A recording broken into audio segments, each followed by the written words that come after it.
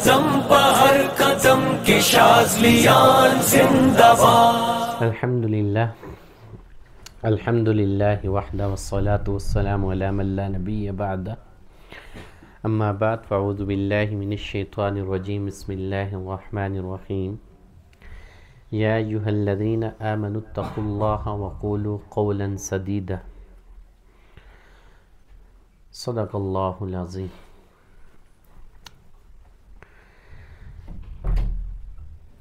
کہ محمد سے وفاتوں نے تو ہم تیرے ہیں، یہ جہاں چیز ہے کیا لوح و قلم تیرے ہیں. اللہ رب العزت کے فضل کرم اور احسان کے ساتھ ہم سارے جمع ہو رہے ہیں. مقصود ہمارا اللہ رب العزت کے مبارک نام کے ذریعے تزکیہ نفس کرنا ہے. دنیا کے اندر رہتے ہوئے اپنی زندگی آپ علیہ الصلاۃ کے فرمان کے مطابق اور اللہ کے احکامات کے مطابق گزارنی ہے. تو اس سلسلے کے اندر سلسلہ نقشبندیہ شاذلیہ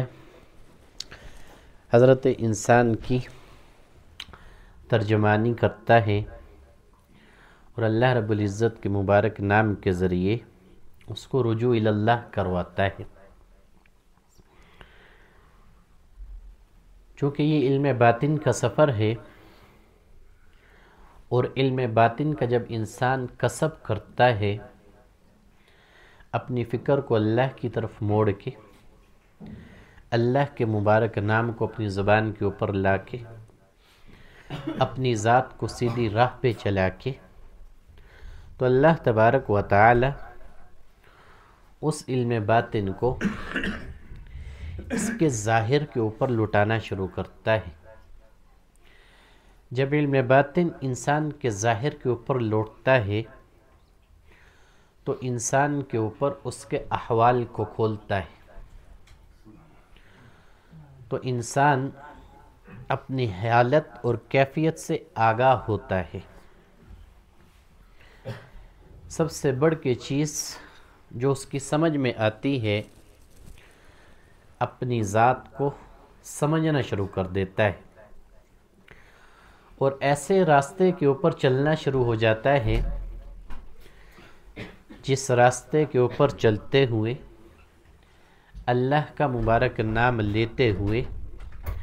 اپنی ذات کو جاننے کے بعد اللہ کی ذات کو پہچاننا شروع کر دیتا ہے. اور جو انسان اللہ کی ذات کو پہچاننے والا بن جاتا ہے تو اللہ کے احکامات کو بھی پورا کرتا ہے اور جناب رسول اللہ صلی اللہ علیہ وسلم کا فرم بردار بھی رہتا ہے. اور یہی مقصود ہے ہر مومن بندے کے لیے، مرد ہو یا عورت ہو. رجوع اللہ کروانے والے سارے اسی طرز کے اوپر یہی تربیت کرواتے ہیں کہ بندہ اپنا اور اللہ کے درمیان جو اس کا تعلق ہے،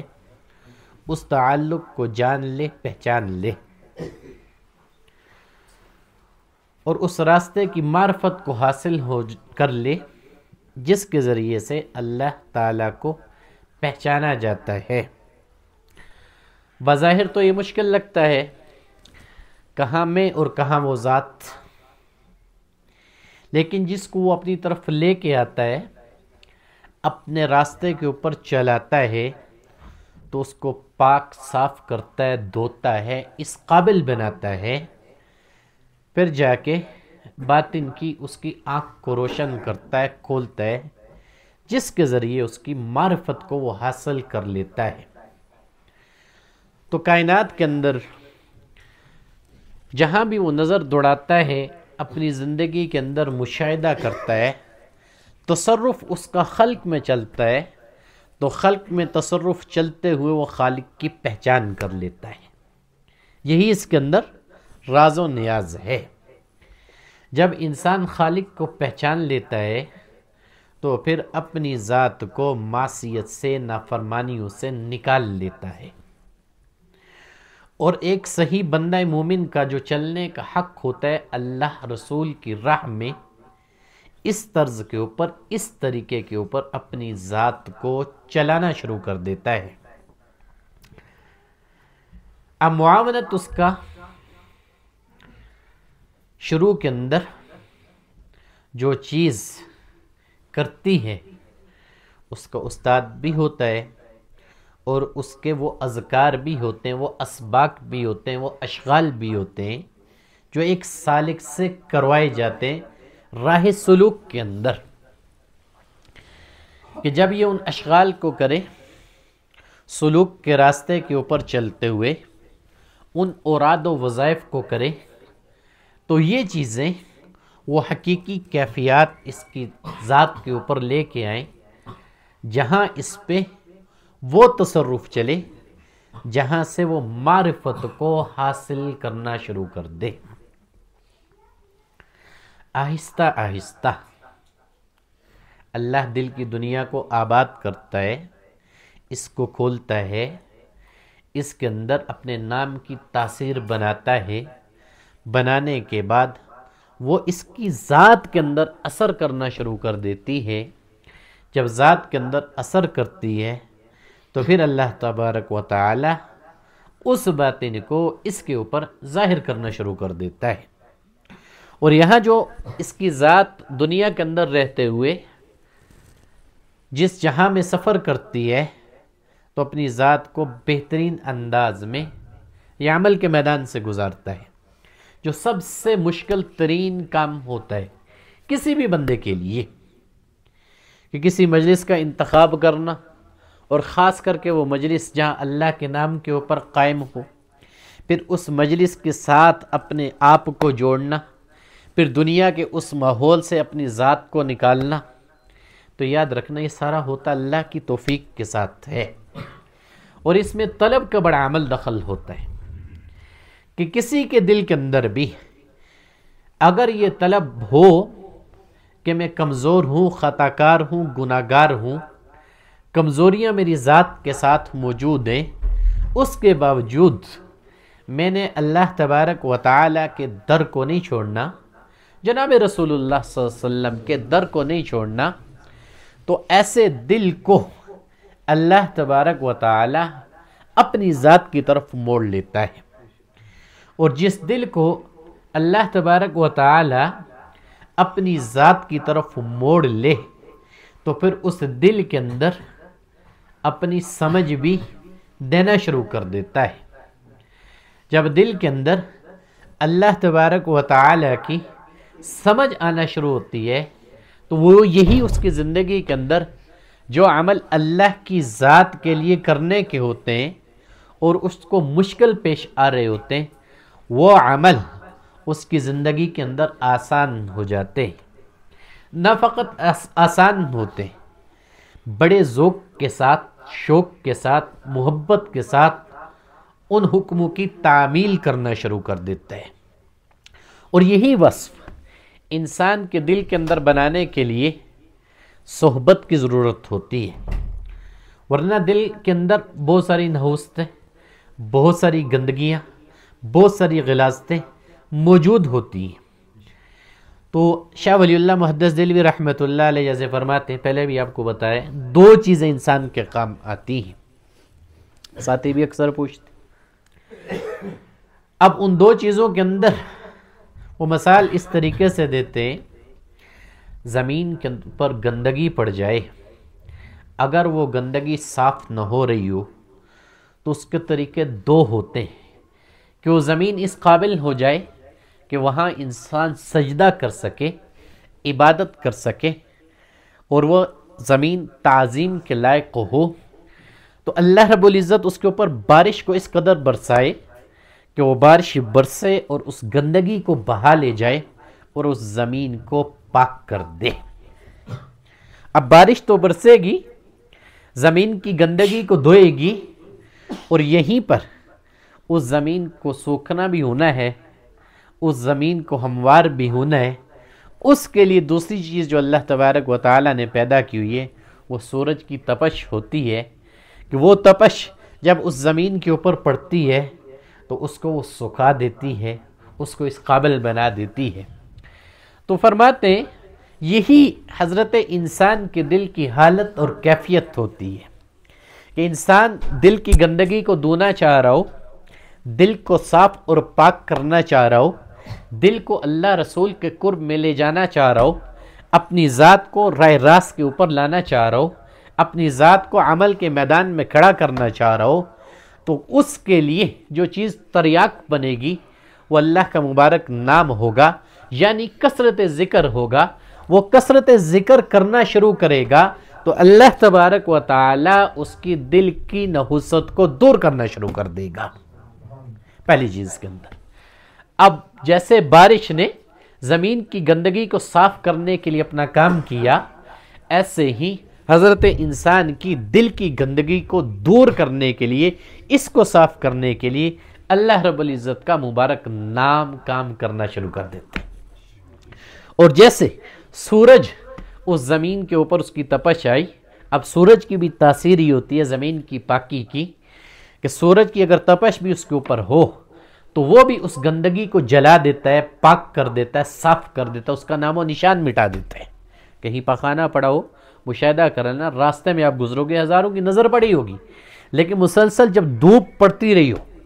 تو وہ اس پاخانے کو جلا دیتی ہے، وہ بھی اس کے لیے پاکی کا ذریعہ بنتا ہے۔ اور یہی چیز ہوتی ہے جو اس کا استاد ہوتا ہے، جو اس کا شیخ ہوتا ہے، کہ اس کے اوپر اس کثرت ذکر کی وجہ سے اللہ تبارک و تعالی ان توجہات کو لے کے آتا ہے کہ اس کی توجہ جب اپنے شاگرد کے قلب کی طرف ہوتی ہے، اس کے نفس کی طرف ہوتی ہے، تو وہاں سے وہ گندگی دھلنا شروع ہو جاتی ہے۔ یہ بھی اس کے لیے اسی طریقے کے اوپر کام آتی ہے۔ اب چونکہ دونوں عمل اللہ کے لیے، کوئی انسان کثرت ذکر کرے گا اس لیے کرے گا کہ مجھے اللہ کی رضا مقصود ہے۔ ہم شروع سے آپ کو بتاتے آئیں، چاہے کہ ہمارے سلسلے کے اندر ایک چیز باقیوں سے ذرا ہٹ کے ہے، جدا ہے، جہاں ہم خدمت کے کام کر رہے ہوتے ہیں، جہاں ہم بہت سارے معاملات کر رہے ہوتے ہیں۔ یوں سمجھو جیسے حضرت سلیمان علیہ السلام کو اللہ نے ایک نرالی قسم کی حکومت دی تھی، اسی طرز کے اوپر اس سلسلے کے اندر ایک خاص قسم کا اللہ تبارک و تعالیٰ نے فیض دیا ہوا ہے۔ وہ فیض آپ کو پتہ ہے کہ اس کثرت ذکر کے اوپر صرف یہ نہیں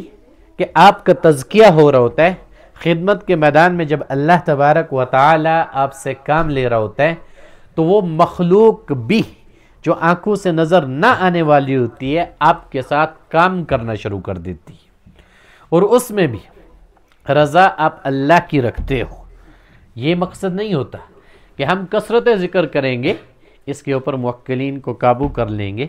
اس کے اوپر جنات کو قابو کر لیں گے، اس کے اوپر جنات کو تابع کر لیں گے۔ ہاں، کثرت ذکر کے ساتھ یہ چیزیں موجود ضرور ہیں، بس ان کو استعمال کرنے کا طریقہ اس سلسلے کے اندر خاص ہے جو اللہ تبارک و تعالی نے اس سلسلے والوں کو دے دیا، سکھا دیا،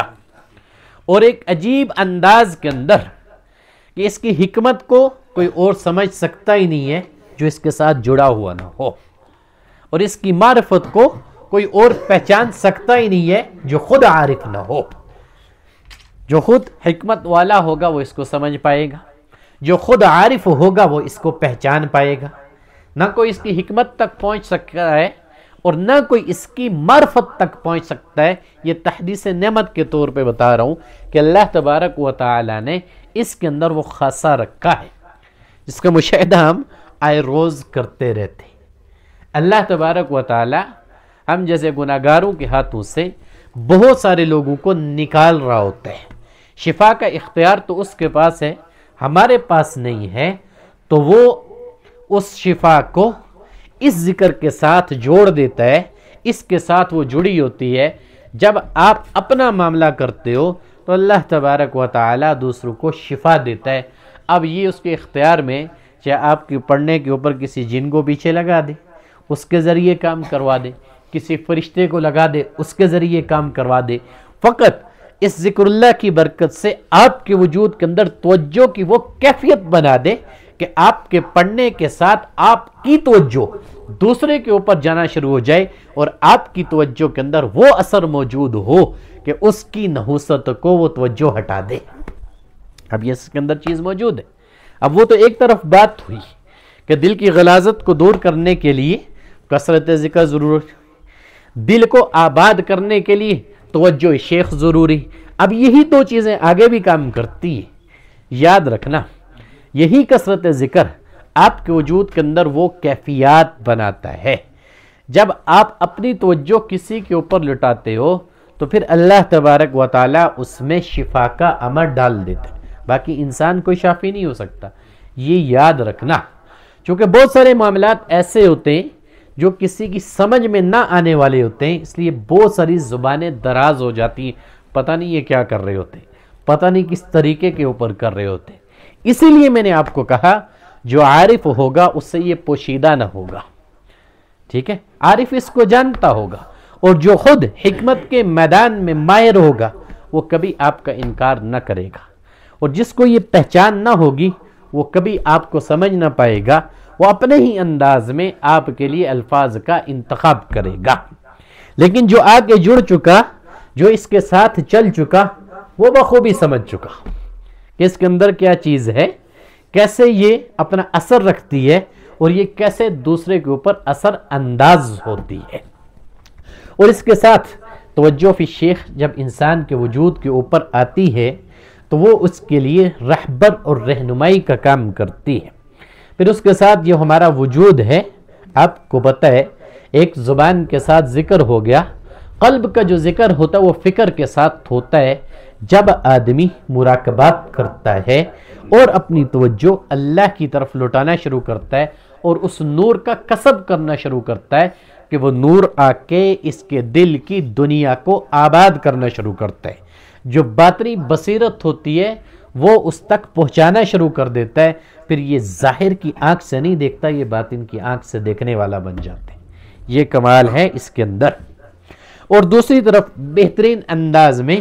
اس کی اصلاح ہو رہی ہوتی ہے، اور میں قسم اٹھا کے کہہ سکتا ہوں کہ خدمت کے میدان کے اندر اللہ تبارک و تعالی اس سے وہ کام لے رہا ہوتا ہے جو بڑے بڑوں سے نہیں لے رہا ہوتا۔ بزرگ آپ کو ہزاروں ملیں گے، لیکن بڑے سے بڑے بزرگ کے پاس جاؤ، بہت کم ایسا ہوگا کہ جو کسی کے جادو کاٹنے کا ماہر ہوگا۔ وہ کہے گا نہیں میں اس میں ہاتھ نہیں ڈالوں گا،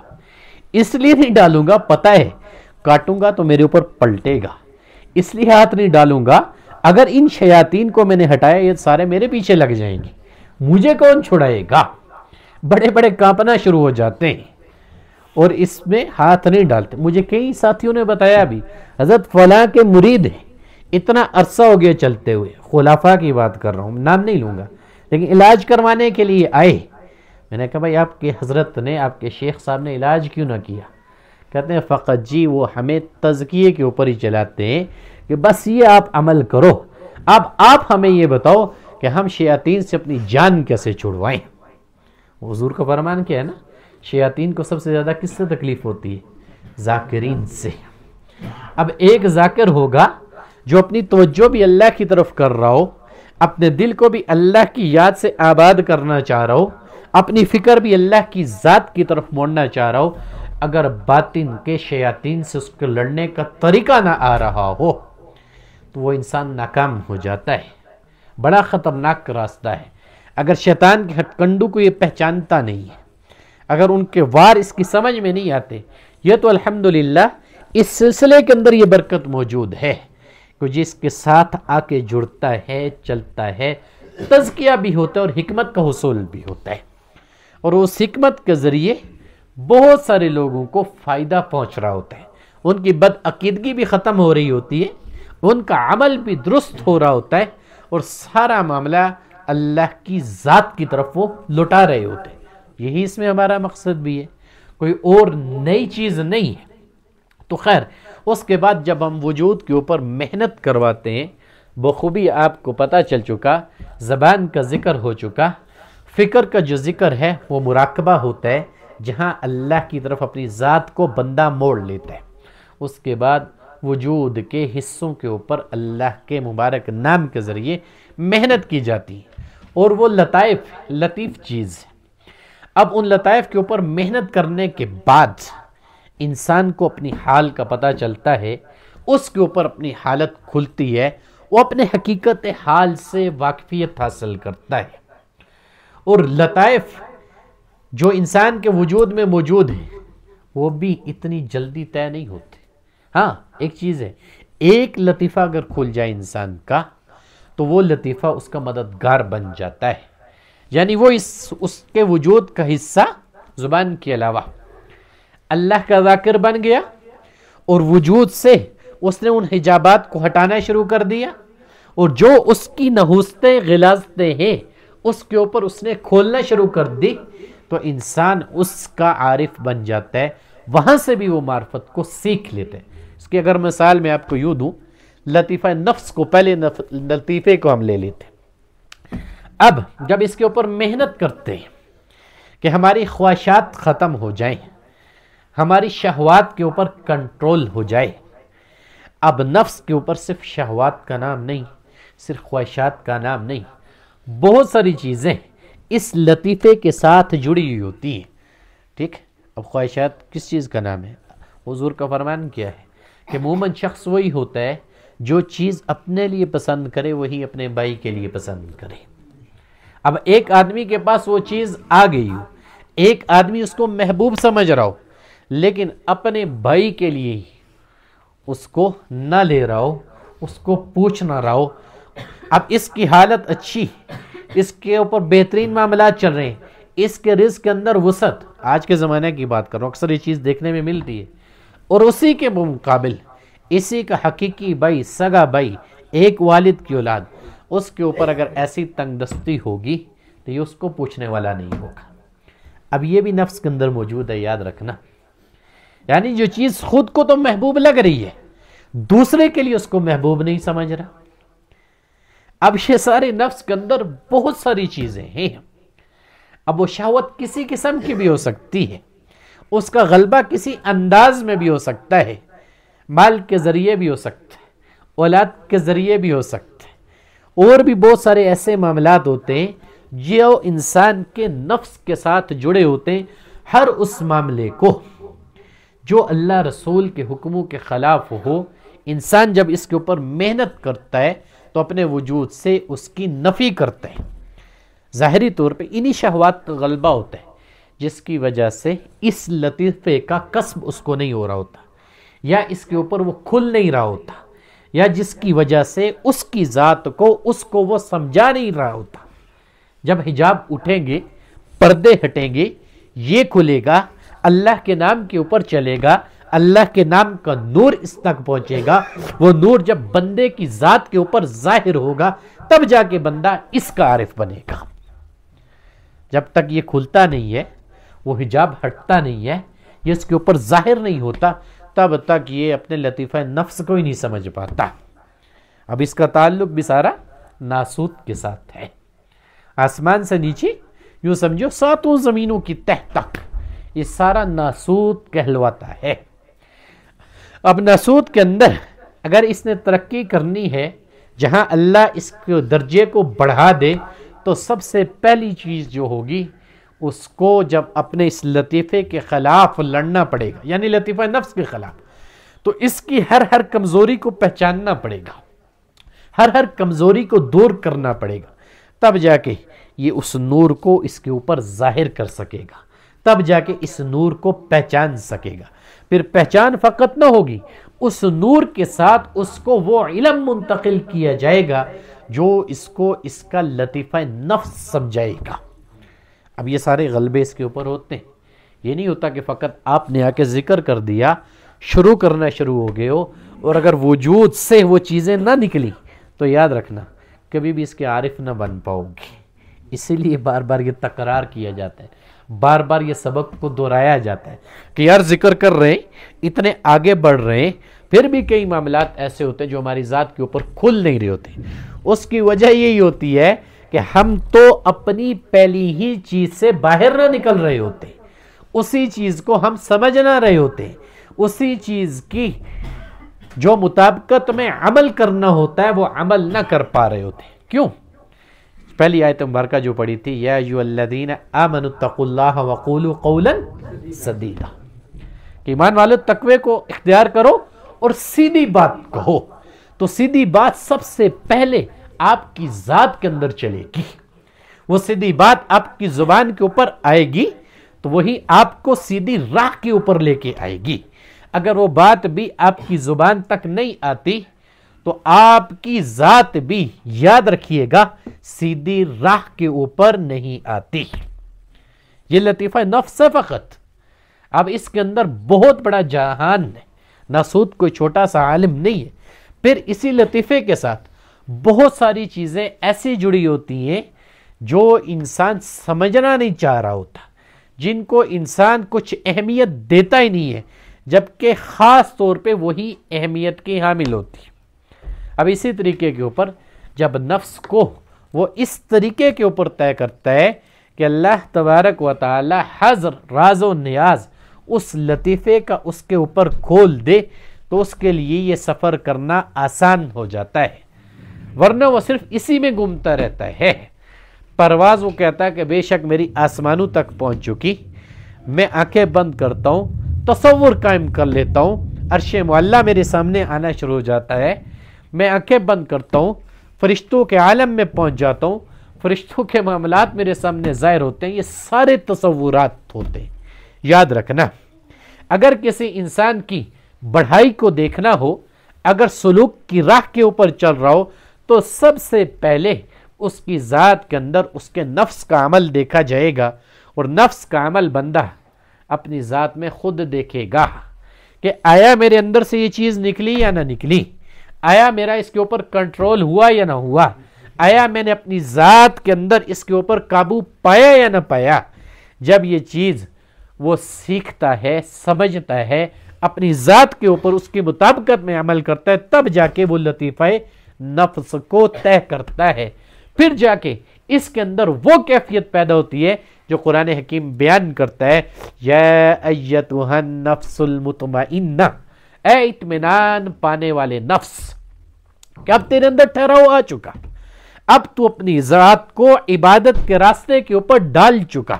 اب تو عبادات کو سمجھ چکا، اب تجھے پتہ ہے کہ میں نے اللہ کے حق کو ادا کیسے کرنا ہے، میں نے حضور کے حق کو ادا کیسے کرنا ہے، میں نے اللہ کی مخلوق کے ساتھ معاملات کیسے کرنے، اور اپنی ذات کی پہچان کیسے کرنی ہے، اپنے اس ذات کی پہچان کر کے اللہ کو میں نے کیسے پہچاننا ہے.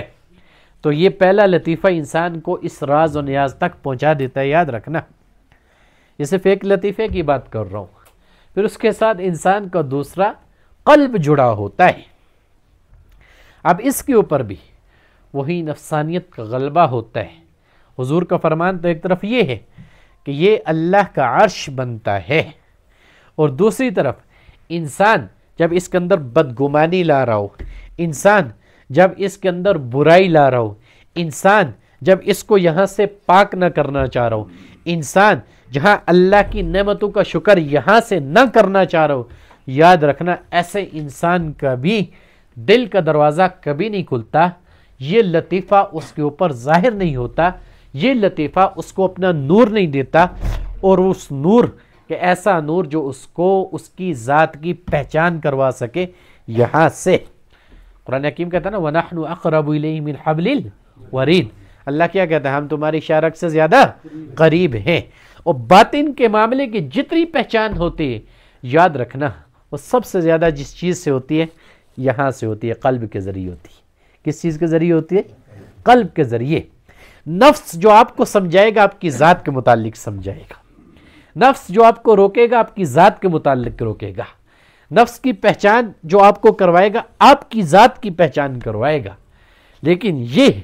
اللہ کے عرش تک آپ کو پہنچائے گا. جب یہ آپ کو اللہ کے عرش تک پہنچائے گا تو اس کے اوپر محنت اس انداز میں ہوگی کہ اس کی کیفیات بھی جو ہیں وہ ظاہری جو کیفیات ہیں ان کا پہچاننا آپ کے لیے ضروری ہے کہ اس کے اندر کیا کیا چیز ہوتی ہے. جب میں اس کو نکال کے باہر پھینکوں گا، میں اس کے اندر سے دور کر دوں گا،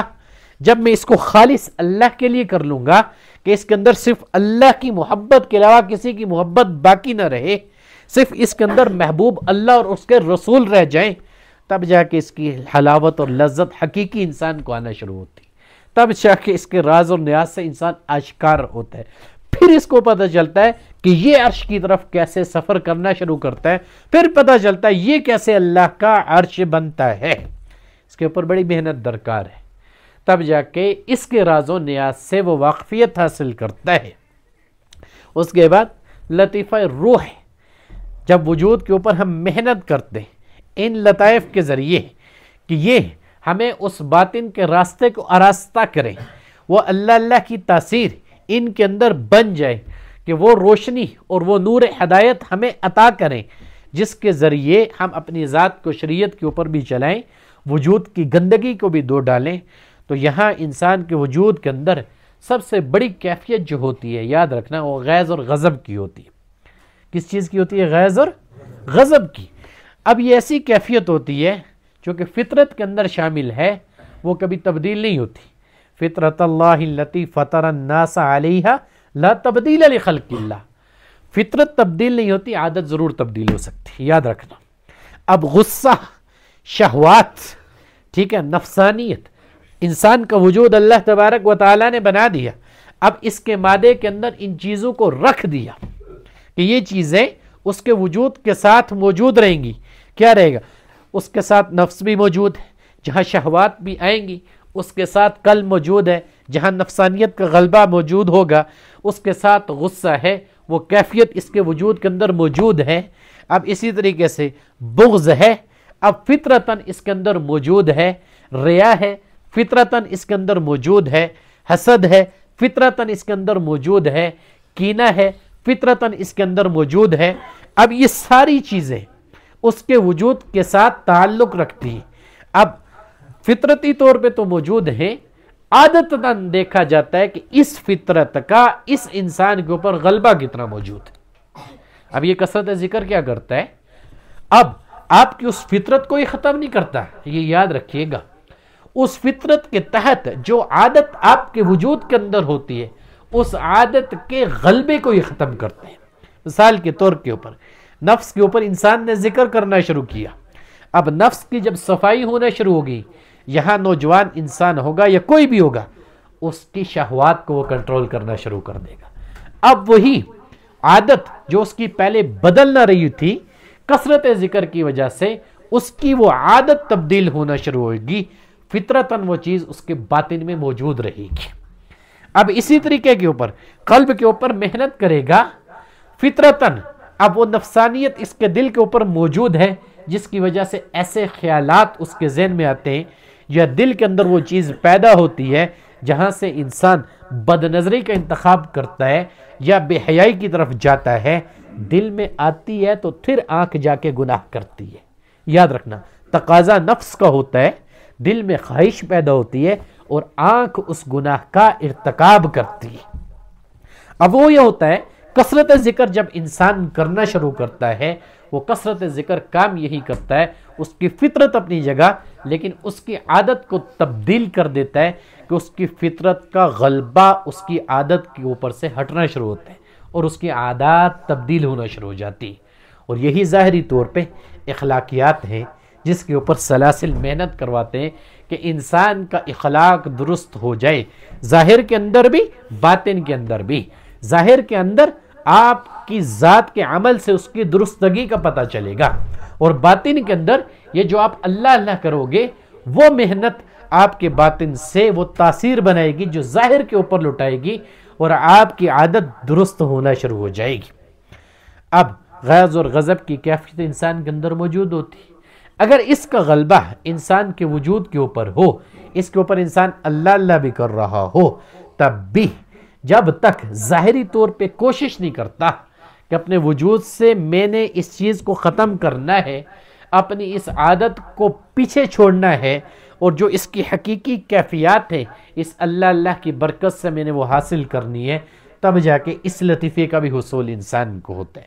پھر جا کے انسان کا یہ جسم گواہی دینا شروع کر دیتا ہے کہ جیسے تیری زبان بولتی ہے نا، اس کی آواز تیرے کانوں میں پڑتی ہے، وہ تجھے پتہ چلتا ہے کہ کہ زبان میری اللہ اللہ کر رہی ہے اور تو آواز کو کانوں کے ذریعے سنتا ہے، جب ان لطائف کو تو اللہ کے لیے کر لیتا ہے اور ان کی خباثتوں کو تو پیچھے چھوڑ دیتا ہے، ان کو جب تو پاک صاف کرنا شروع کرتا ہے، پھر یہ بھی بولنا شروع ہوتے ہیں، ان کی بھی آواز تجھے آنا شروع ہوتی ہے، تجھے پتہ لگنا شروع ہو جاتا ہے کہ میرا جسم کا یہ حصہ بھی اللہ اللہ کرنا شروع ہو گیا ہے۔ سمجھو اس کے اندر یہ چیز۔ اب غصے کی جب کیفیت غالب ہوتی ہے انسان کے اندر، اب یہ شیطان کا ہتھیار ہے۔ دوسری طرف اللہ نے کیا کہا؟ یہ شیطان کا ہتھیار ہے۔ اب ایسی کیفیات جو ہوتی ہیں، جو آپ کی اچھی عادات ہوتی ہیں، ان کو آپ کی ذات کے اوپر غالب نہیں ہونے دیتی۔ جب آپ کی ذات کے اوپر غالب نہیں ہوتی تو آپ کے اوپر اس لطیفے کا بھی راز نہیں کھلتا کہ جو لطیفہ مزید اللہ کے قرب میں آپ کو لے جاتا۔ اب یہی خصلتیں انسان کے وجود سے ختم ہونے کے لیے وقت درکار ہوتے ہیں۔ کسی کا نفس کتنے سالوں میں جا کے بنتا ہے، کسی کا قلب کتنے سالوں میں جا کے بنتا ہے، کسی کی روح کتنے سالوں میں جا کے بنتی ہے کہ اس سے وہ پردے اٹھنا شروع ہوتے ہیں اور اس کے راز اور نیاز اس انسان کے اوپر کھلنا شروع ہو جاتے ہیں۔ پھر اسی طریقے سے لطیفہ سر ہے۔ اب اس لطیفے کے اوپر جب محنت انسان کرتا ہے تو یاد رکھنا انسان کے سینے کے اندر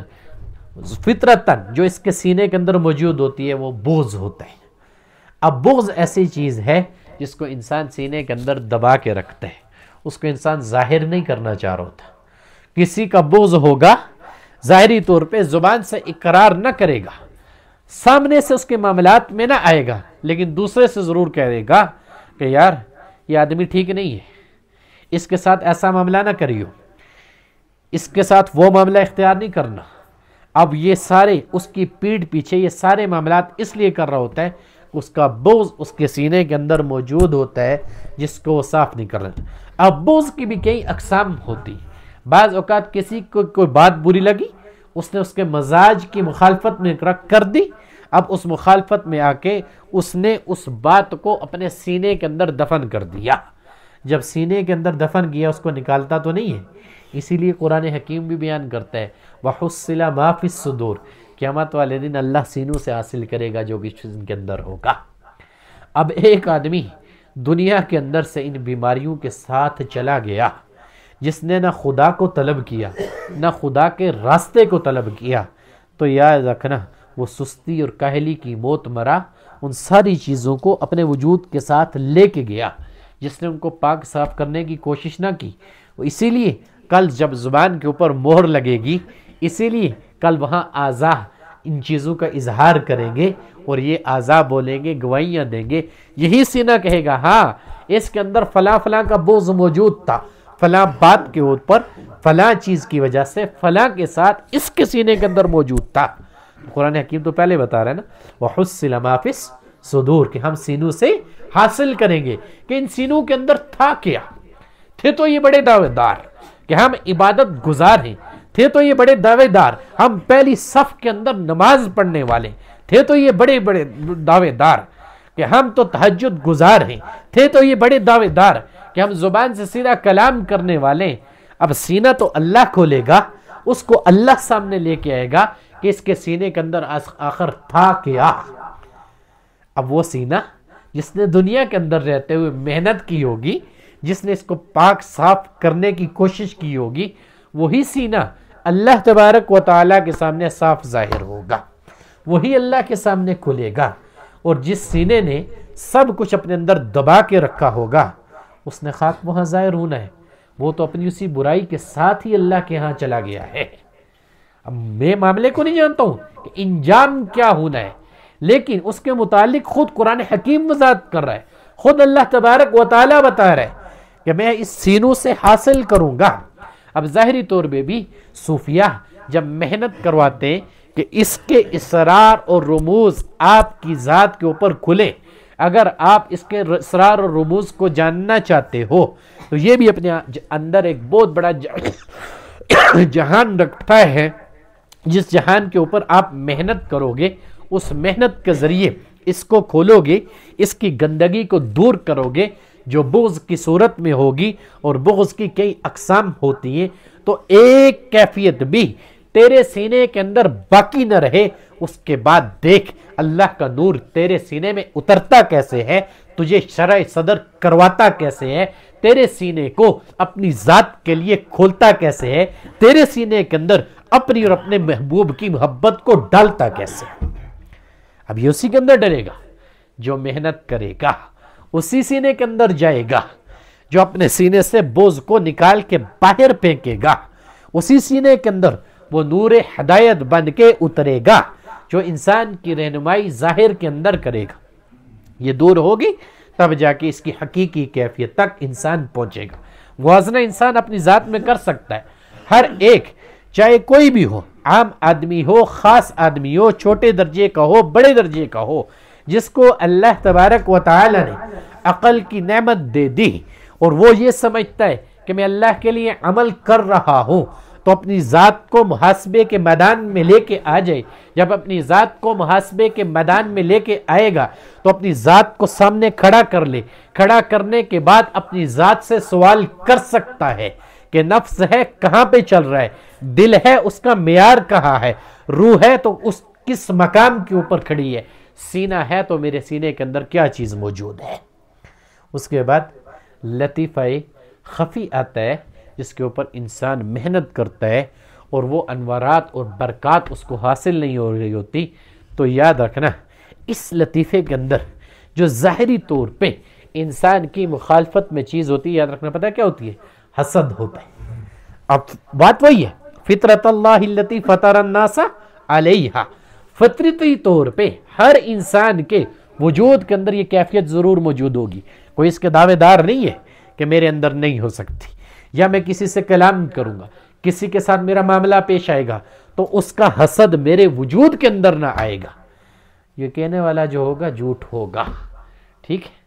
کیونکہ انسان ہے نا، خطا کار ہے، کمزور ہے، گناہ اس سے ہو سکتا ہے،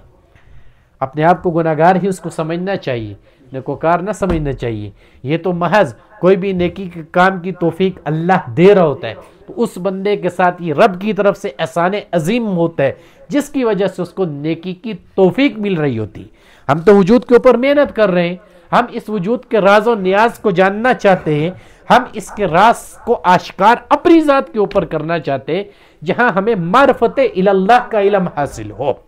اب اس لطیفے کے اندر جب انسان محنت کرتا ہے، اس کے حجابات نہیں ہٹتے اور اپنی ذات کے اندر انسان اپنے آپ کو اندھا سمجھتا ہے، تو یاد رکھنا یہاں سب سے زیادہ جو مادہ پایا جاتا ہے حسد کا مادہ ہوتا ہے۔ حسد کیا چیز ہے؟ اللہ کے نبی صلی اللہ علیہ وسلم کا فرمان کیا ہے کہ حسد جتنی مرضی نیکیاں کر لے، اگر اس کے وجود کے اندر یہ موجود ہے تو جیسے لکڑیوں کو آگ جلا دیتی ہے، راکھ بن جاتی ہے، وہ راکھ کسی کام کی نہیں رہتی، تو ایسے ہی اس انسان کا عمل جو نیکیاں ہوتی ہیں، حسد کی جو بیماری ہے وہ اس کی نیکیوں کو ضائع کر دیتی ہے۔ اب انسان بے شک دعوے دار ہو نا، میں نمازی بھی ہوں، قرآن پڑھنے والا ہوں، تلاوت کرنے والا ہوں، تہجد گزار ہوں، لیکن اگر وجود کے اندر وہ حسد موجود ہے، بات میری تو نہیں، اللہ کے نبی صلی اللہ علیہ وسلم کا فرمان ہے کہ وہ حسد اس کی ان نیکیوں کو ضائع کروا دیتے ہیں۔ اور ادھر صوفیاء کے ہاں بھی تربیت وہی ہے، کوئی دوسری نہیں ہے، فرق بس کیا ہے کہ ذکر اللہ کی کثرت کروائی جاتی ہے کہ اس کے اوپر اتنا کثرت سے کیا جائے کہ وہ جو ذات کی بیماری موجود ہے وہ نور اس بیماری کو باہر پھینک دے اور اس کی حقیقت اس انسان کے اوپر آگاہ ہو جائے۔ اب جب انسان اس کے اوپر محنت کرتا ہے تو پھر حسد اس کے وجود سے دور ہونا شروع ہوتے ہیں، اور حاسد انسان سب سے زیادہ جس چیز کے اندر جلتا ہے، یاد رکھنا اس کی ذات کی اپنی آگ ہوتی ہے، کیونکہ کائنات پوری کو تخلیق کرنے والا اللہ ہے، اس کے علم میں ہے کہ یہ انسان بہت نیکوکار ہوگا، اس کے علم میں ہے یہ گناہگار ہوگا، اس نے تقدیر کے اندر پہلے ہی لکھ دیا تھا، اس نے قلم چلوا دیے تھے کہ یہ ہدایت کے اوپر ہوگا، یہ ہدایت کے اوپر نہ ہوگا۔ جس کے اندر طلب ہوگی، کسی بھی گندگی کے اندر اگر پڑا ہوا ہوگا تو یاد رکھنا وہ اپنے کرم سے اس کو ہدایت کے راستے کے اوپر ضرور لے کے آ جائے گا۔ بے طلبوں کو اللہ ہدایت نہیں دیتا، کسی مجلس میں چلے جائیں، بڑی سے بڑی ہو، چھوٹے سے چھوٹی ہو، اللہ کے نام کے اوپر ہی ساری قائم ہوتی ہے، اگر دل کے اندر طلب نہیں ہوتی تو ایسے دل کو اللہ تعالیٰ بھی نہیں پوچھتا، وہ بھی اس کی پرواہ نہیں کرتا، کہ زنگ آلود جو ہوتا ہے اپنی ذات کے اوپر محنت ہی نہیں کرنا چاہ رہا ہوتا، وہ چاہ نہیں رہا ہوتا کہ میری زبان کے اوپر سیدھی بات آئے،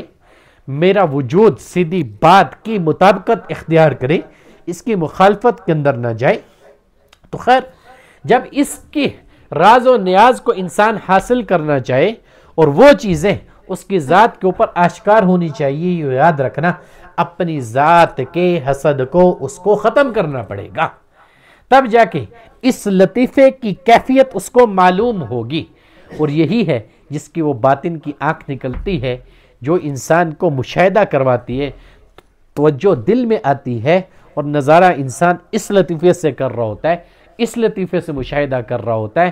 تب تک نہیں ہوتا جب تک وجود کے اندر سے وہ حسد ختم نہیں ہوتا اور اس کی تاثیر ختم نہیں ہوتی۔ اب یہ اللہ کرتا وہی ہے کہ جب آپ لطائف کے اوپر محنت کرتے ہو تو آپ کی باطن کی جو گندگی ہوتی ہے، جو آپ کی عادات کی صورت میں ہوتی ہے، ان عادات کو یہ تبدیل کرنا شروع ہوتا ہے، اور ادھر سے آپ کی ذات کو فنیت کی طرف لوٹانا شروع کر دیتا ہے۔ جب انسان فنیت کو سمجھ کے اس کے اوپر اپنی ذات کو چلانا شروع کرتا ہے تو وہ اللہ کی ذات کے راز و نیاز سے واقف ہونا شروع ہو جاتا ہے۔ اس کے بعد چھٹا لطیفہ جو ہے جس کے اوپر ہم محنت کرواتے ہیں کہ اس کے راز و نیاز بھی اللہ تبارک و تعالی ہمارے اوپر کھولے، لطیفہ اخفا سینٹر ہے دماغ کے اندر، تو اس کے اندر جو ظاہری طور پہ مادہ ہوتا ہے وجود کے اندر، وہ کبر کا مادہ ہوتا ہے۔ کس چیز کا مادہ ہوتا ہے؟ کبر کا۔ اب یہ سب سے خطرناک چیز ہے، کبریائی صرف اللہ کی ذات کو زیب دیتی ہے، اس کے علاوہ کسی کو زیب نہیں دیتی۔ اب کبر کسی بھی قسم کا ہو سکتا ہے، کبر لباس کے اوپر بھی ہو سکتا ہے، کبر الفاظ کے اوپر بھی ہو سکتا ہے، کبر انداز کے اوپر بھی ہو سکتا ہے، کبر مال کے اوپر بھی ہو سکتا ہے، کبر زبان سے نکلے ہوئے جو الفاظ ہوتے ہیں دوسروں کو تکلیف دینے والے ان کے اوپر بھی ہو سکتا ہے۔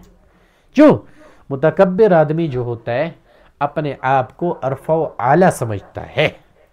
اور یہی اس کی گمراہی کا سبب بنتی ہے، یہی چیز شیطان کے چنگل سے اس کو نکلنے نہیں دیتی۔ اب یہ کسی طرح کا بھی ہو سکتا ہے، شیطان کے اندر بھی آیا تھا نا، اللہ کی عبادت کی تھی، مقربین میں پہنچ گیا، فرشتوں کی سرداری کا تاج پہنا، لیکن وہ کبر ہی تھا جس نے اس کو ذلیل و رسوا کیا۔ وہ بھول گیا تھا یہ تو اللہ کی چادر ہے، یہ تو اللہ کا لباس ہے جس کو میں پہننا چاہ رہا ہوں۔ تو جو انسان بھی دنیا کے اندر رہتے ہوئے اللہ کی عبادت اور ریاضت میں لگا ہوا ہو، اور اس کے اندر اسی عبادت اور ریاضت کی وجہ سے بھی اگر کبر پیدا ہو گیا، تو یاد رکھنا وہ انسان بھی ہدایت کے اوپر نہیں آ سکتا۔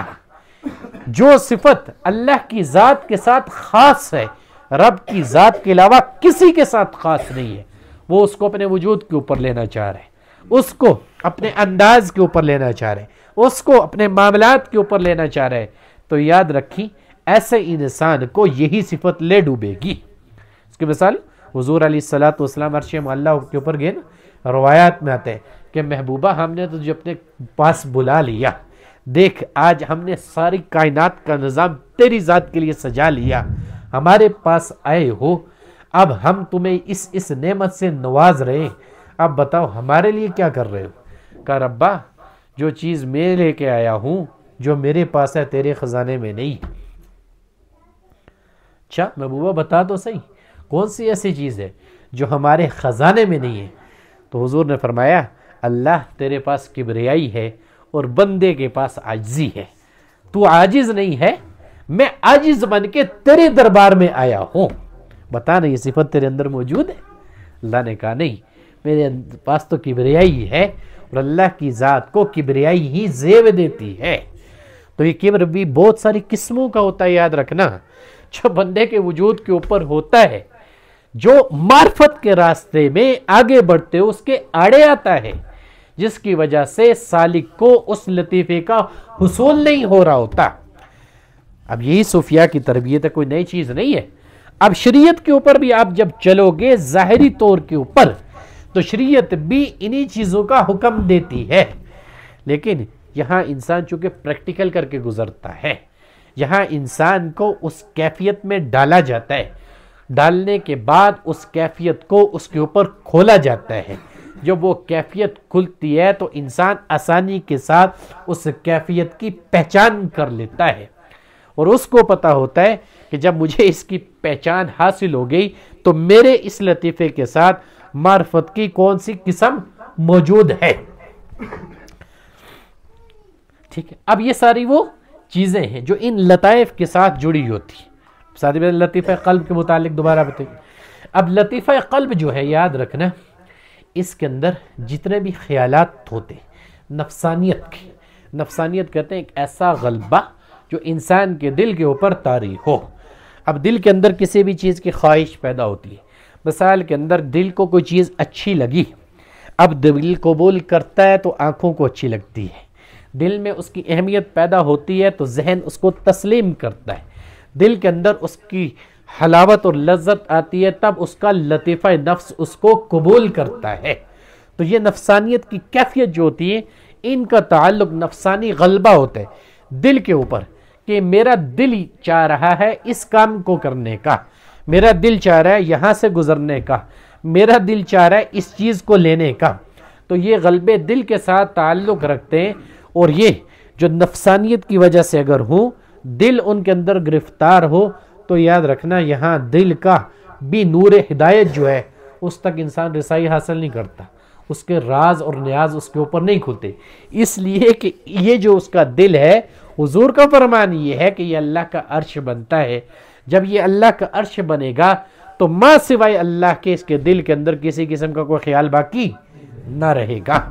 کہ اللہ کے علاوہ میرے دل کے اندر کوئی چیز باقی نہیں ہے۔ جب یہ کیفیت دل کے اندر آنا شروع ہوگی نا، تب جا کے اس کے راز سے وہ واقفیت حاصل کرے گا، اور یہ ساری چیزیں میرے آپ کے وجود کے ساتھ جڑی ہوئی ہیں۔ اب جب انسان راہ سلوک میں محنت کر رہا ہے اور باطن کا وہ کسب کرنا چاہتا ہے، اس باطن کو اپنے ظاہر کے اوپر کھولنا چاہتا ہے، تو آ جائے پھر نفس کے اوپر شروع کر لے کہ نفس کے اوپر اس کے شہوات کا غلبہ ہے یا نہیں ہے، روح کے اوپر آ جائے کہ اس کی روح کے اوپر غیظ اور غضب موجود ہے یا نہیں ہے، ٹھیک ہے، سر کے اوپر آ جائے کہ اس کے سر کے اندر بوجھ کی کیفیت ہے یا نہیں ہے، قلب کے اوپر آ جائے کہ نفسانی غلبے کہ دنیا کی وہ زینتیں جو دل کے اندر محبوب لگنا شروع ہوتی ہیں، وہ اس کے دل کے اندر وہ کیفیات موجود ہیں یا نہیں ہیں۔ پھر اسی طریقے سے لطیفہ خفی کے اوپر آ جائے کہ حسد کا مادہ اس کے وجود کے اندر موجود ہے یا نہیں ہے، اور جب لطیفہ اخفا کے راز اور نیاز کو وہ جاننا چاہ رہا ہو تو یہاں بھی وہ دیکھ لے کہ آیا وہ چیزیں اس کے اندر موجود ہیں یا نہیں ہیں۔ جب ان چیزوں کا موازنہ اپنی ذات کے ساتھ کرے گا نا، کہ اللہ اللہ تو کر رہا ہوں، اب اپنی ذات کو عمل کے میدان سے کس طرز کے اوپر، کس طریقے کے اوپر گزار رہا ہوں، تب جا کے اس کو حقیقت معلوم ہوتی ہے۔ جب وہ راز کھلتا ہے نا، تو یاد رکھنا جب راز آشکار ہو جائے تو انسان پھر دنیا سے بھی اٹھ جاتا ہے۔ بزرگ کا واقعہ ہے، غلام تھا، ایک شخص نے خریدا، اور ایسا اللہ والا تھا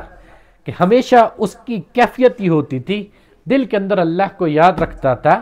اس کے حکموں کی تعمیل کرتا تھا۔ جب مالک خریدنا چاہ رہا تھا، اس سے کہنے لگا یار میری 3 شرطیں ہیں، اگر ان کو پورا کر سکتا ہے تو پھر مجھے خرید لے۔ کہا اچھا بتا تیری کون سی 3 شرطیں؟ کہا پہلی شرط میری یہ ہے کہ میں فرض نماز پڑھوں گا تو مجھے اس سے روکے گا نہیں۔ تو مالک بھی مسلمان تھا، اس نے کہا مجھے منظور ہے، تو میری خدمت میں لگا رہی ہو، میں تجھے نہیں روکوں گا نماز پڑھنے سے۔ اچھا، اس نے کہا دوسری بتا۔ کہا دوسری شرط میری یہ ہے کہ میں کام دن کے وقت کروں گا، رات کے وقت نہیں کروں گا۔ اس نے کہا مجھے یہ بھی منظور ہے کہ تو کام دن کے وقت رات کے وقت نہ کر۔ اس نے کہا تیسری شرط میری یہ ہے کہ مجھے ایسی کوٹھری یا ایسا مکان دے کہ میرے علاوہ وہاں اور کسی کا آنا جانا نہ ہو، بے شک وہ تاریک ہی کیوں نہ ہو۔ اس نے کہا اچھا یار تیسری بات تو بڑی عجیب کہہ رہا ہے، تجھے تاریکی والی کیوں چاہیے، اندھیرے والی کیوں چاہیے؟ اس نے کہا چھوڑ یار، بعض اندھیرے ایسے ہوتے ہیں جن میں بھی روشنی ہوتی ہے، بات سمجھنے کی تھی۔ اس نے الگ تھلگ ایک مکان کا انتخاب کر لیا۔ اب وہ کرتا یہ تھا کہ دن کو اپنے مالک کی خدمت میں لگا رہتا تھا، نمازوں کو ادا کرتا تھا، اور جب رات کا وقت آتا تھا وہ اللہ کے سامنے کھڑا ہو جاتا تھا، نوافل کو ادا کرنا شروع کر دیتا تھا. اب مالک بھی مسلمان تھا, اب اس کے سینے کے اندر بھی ایمان تھا. اس نے کہا یار بڑی عجیب 3 شرطیں اس نے میرے ساتھ لگائی ہیں, کیا بات, میں بھی تو دیکھوں اس نے یہ مجھے کیوں کہا, خصوصاً کہ رات کے وقت میں کوئی کام نہ کروں گا. اب وہ ایک دن گیا, وہ دیکھ رہا ہے وہ اللہ کا ولی اللہ کی عبادت کے اندر مشغول ہے, خوب اللہ کے سامنے آوزاری کر رہا ہے, دعائیں مانگ رہا ہے, کہہ رہا ہے اللہ تیرا شکر ہے, تو نے مجھے کسی کا خدمت گزار بنایا اور تو نے میرے یہ ذمہ لگایا کہ میں اس کی خدمت کروں. ربا مجھے رات کو جو یہ توفیق دے رہا ہے مجھے اس سے محروم نہ کریو, کہ میں تیرے سامنے ہمیشہ سر بسجود رہنا چاہتا ہوں. اور یا اللہ میرے مالک کی تمام مشکلات کو دور کر دینا, اس کی ذات کے اوپر بھی کسی معاملے کو مشکل نہ بنانا. اب وہ آوزاری بھی کر رہا ہے, دعا مانگ رہا ہے. اس نے دیکھا نور کی ایک لکیر پوری آ رہی ہے جو اس تاریکی کو چیرتی ہوئی اس کے وجود کے اوپر آ رہی ہے, اور اس پوری جگہ کو اس نے روشن کیا ہوا ہے. اب اس نے اس کی یہ کیفیت دیکھی, سمجھ تو گیا کہ ہاں اس کے اندر کیا راز تھا جس کی وجہ سے اس نے کہا تھا مجھے تاریکی والا معاملہ چاہیے. اب وہ پیچھے ہٹ گیا, اپنی بیوی کو جا کے بتایا کہ یہ جو ہمیں غلام ملا ہے نا, یہ بڑا اللہ والا ہے, یہ اللہ کا کوئی بڑا محبوب بندہ ہے, اللہ کا کوئی بڑا نیک بندہ ہے. کہا اچھا وہ کیسے؟ کہا میں رات کو گیا, میرے دل کے اندر یہ چیز تھی کہ اس نے اپنے لیے تاریکی والے کمرے کا انتخاب کیوں کیا. تو جب میں رات کو پہنچا, ساری کیفیت ساری حالت بیوی کو بتا دی, اس طرح کریو آج رات تو بھی میرے ساتھ چلنا. اب دوسری رات جب آئی, وہ بیوی کو ساتھ لے کے چلا گیا. پھر اس رات کو وہی منظر دیکھا. جب وہ منظر دیکھا, صبح کے وقت ہوئی, عورت بھی بڑی نیک دل تھی, رحم دل تھی. اس نے کہا یہ تو اللہ کا ولی ہے جس سے ہم اپنی خدمت کا کام لے رہے ہیں, چل ہم کرتے ایسا ہے کہ اللہ کے لیے اس کو آزاد کر دیتے ہیں. اب غلام کو بلایا, اس کو کہا جس کے سامنے تو رات کو گریہ زاری کر رہا تھا, کل جس کے سامنے ہمارے حق میں ہمارے لیے تو دعائیں مانگ رہا تھا, جس کے سامنے تو اس چیز کا اظہار کر رہا تھا کہ ربا کبھی بھی مجھ سے اس عبادت کی توفیق نہ چھیننا, تو یاد رکھ تو جیسے رات کو عبادت کر رہا تھا میں تجھے آزاد کرتا ہوں, تو دن میں بھی اس کی عبادت کرنا شروع ہو جا. جب اس نے یہ بات سنی نا, کھڑا ہو گیا, کھڑے ہو کے آسمان کی طرف نگاہ اٹھا لی, کہنے لگا ربا یہ راز تو تیرے اور میرے درمیان تھا, اس کی لذت اور حلاوت مجھے پتا تھی, تو دیتا تھا, میں اپنی ذات کے اندر اس سے مطمئن تھا, خوش تھا. اب تو نے میرے راز کو آشکار کر دیا ہے, اب جب محبت کا اظہار ہو گیا ہے تو مجھے دنیا میں نہ رکھ, اپنے پاس اٹھا لے. اسی وقت اس کے اوپر کیفیت آئی, موت کا غلبہ آیا اور دنیا سے وہ چلا گیا. یہ وہ رائے سلوک ہے, یاد رکھنا, جس کے اوپر انسان چلتا ہے وہ محبت کے راز اور اسرار اس کے اوپر کھلتے ہیں. اگر دوسرے کے سامنے اشکار ہو جائے نا, بعض اوقات اس کو دنیا سے ہی اٹھا لیا جاتا ہے. کیوں؟ دنیا کی قدر و قیمت کوئی نہیں ہوتی, یہ راز بھی اس کے اوپر اللہ کھولتا ہے, دنیا کی محبت کو اس کی ذات سے نکال دیتا ہے. منصور حلاج رحمت اللہ علیہ کی طرح کچھ سولی کے اوپر گردن چڑھا دی تھی یا نہ چڑھا دی تھی بادشاہ وقت نے, اور ابراہیم بن ادہم رحمت اللہ علیہ شخص نے فتوے کے اوپر دستخط کیے. جب زبان سے وہ الفاظ جاری ہوئے جو شریعت کی مخالفت میں تھے لیکن عشق میں ڈوبے ہوئے, کہ جس شخص نے اتنی محنت کی, اللہ کے قرب میں اتنا چلا گیا, اور اس محبت کا دعویٰ جب زبان کے اوپر لے کے آیا, جب وہ راز آشکار ہوا, اسی آشکار ہونے کی وجہ سے ان کی گردن کو کاٹا گیا, ان کو دنیا سے اٹھایا گیا. اس کے اندر وہ معاملات بھی ہیں, لیکن ان تک پہنچنے کے لیے اس سے پہلے جو ذات کی بیماریوں کے متعلق میں نے آپ کو نشاندہی کی ہے نا, وجود کے اوپر جب انسان محنت کرتا ہے تو کن چیزوں سے وجود کو پاک اور صاف کرنا ہوتا ہے, تب جا کے وہاں تک پہنچتا ہے. ابھی تک تو ہم فقط نفس ہی سے نہ باہر نکلے, ابھی تک تو ہم نفس ہی کو نہ سمجھ سکے, ابھی تک تو ہم نفس ہی کے راز کو نہ پا سکے. وہ تو دور کی بات ہے. بس محنت جب انسان مخلص ہو کے کرتا ہے, اللہ کے راستے میں چلتا ہے, یاد رکھنا نیت کی درست تگی ہوگی. اگر عمل کے اندر اخلاص پیدا ہونا شروع ہو گیا تو اللہ رب العزت منزل مقصود تک بندے کو پہنچاتا ضرور ہے. اور ایک بات پتے کی بتاؤں، جب انسان کے اوپر لطائف کے راز کھلنا شروع ہوتے ہیں، جب وہ معرفت کو حاصل کرنا شروع ہوتا ہے، تو اس کی زبان کے اوپر خاموشی کی مہر لگا دی جاتی ہے. وہ زیادہ کلام نہیں کرتا، پھر وہ زیادہ بولتا نہیں ہے، پھر اپنی باتوں کا وہ اظہار زیادہ نہیں کرتا. ہاں، جب تک تصوراتی اور خیالی ہوگا، جو چیز دماغ میں آئے گی، آنکھوں کے مشاہدے سے ہوگی، اس کو بیان کرتا چلا جائے گا،